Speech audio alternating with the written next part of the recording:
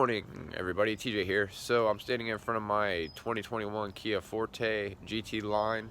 I'm going to be doing an art project on it. I'm actually ripping the engine cover off, and then I'm going to be painting it, and I'm going to be clear coating it, and then putting it back on the car, just to give it something different to make it look from everybody else's car. So anyways, you can see here I've already got the cover off. It's right here on top of the motor. I'm going to be painting it and then placing it back on. Alright, so now I'm in my garage and I've already got it down on the floor.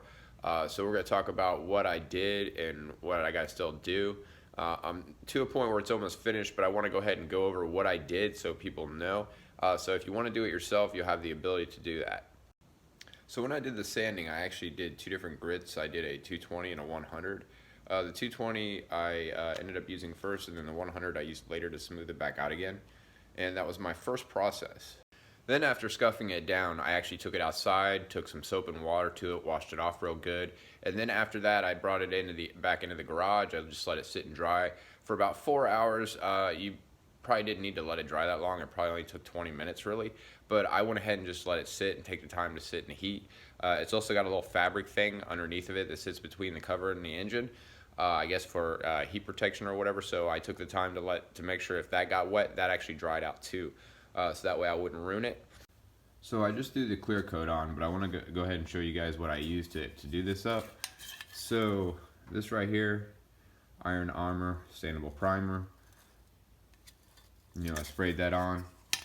After it dried, I did a little more slight scuffing up of it. And then after that, I dropped this on, Gloss Orange. Then after I did the orange and let it dry, then I use what they call a tire marker type S. White, that's what I used to do the lettering right there. And then finally but not least, after finally drying, I threw this 2 times gloss clear on there, and now I'm letting it dry. And then once it's finished drying, I can pop it back on the car. So here we are, I have the project finished. This is what the cover looks like in the end. I'm gonna throw it on real quick, and then I'll take a picture, and then of course it'll be right at the end of the video, and then you can see what it looks like in the final. So I hope you guys like this, appreciate it, and you can check out more as I do it later on. Have a good day, guys.